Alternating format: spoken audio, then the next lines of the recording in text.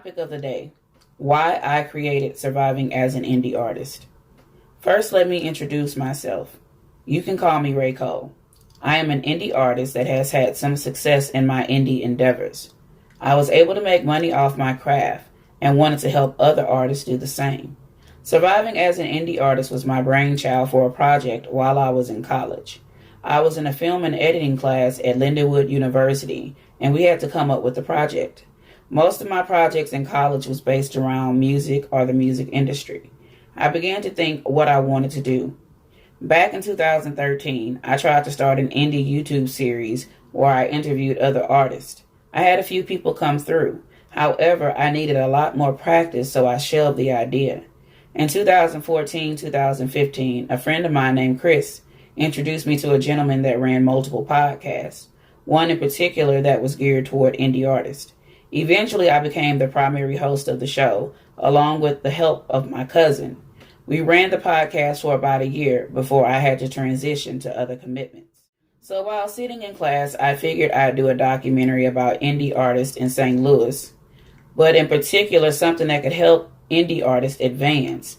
At this point, because I was active on the STL indie scene, I knew a lot of artists and entrepreneurs. I figured I would ask them for tips and advice that they could pass along to other artists. Tips and advice about what they wish they'd known, what they'd change. At the time, I scanned the internet and saw that there were mostly articles that were published that gave indie artists tips on how to navigate. I know in St. Louis there are organizations that are set aside for indie artists to get assistance, so I decided to go for it.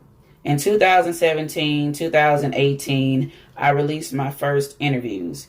I did 12 in total at the time. Someone pointed out to me that I needed to do a better job of editing the interviews. Feeling a little discouraged, but thankful for the honest feedback, I took the interviews down for the moment. So let's fast forward to 2019, the year I graduated. At Lindenwood University, you have to do what is called a capstone. A capstone is the final project that you complete before you can graduate. By this time, I realized that I wanted to focus my studies on integrated marketing communications. For me, as an indie artist, marketing was the perfect field to go into. So I figured I'd blow the dust off my old project. My goal was to properly edit the interviews, re-release them, and to share monetary leads for artists and entrepreneurs on my platform. The next step of my plan was to create a digital marketing plan to see if I was capable of properly marketing my project.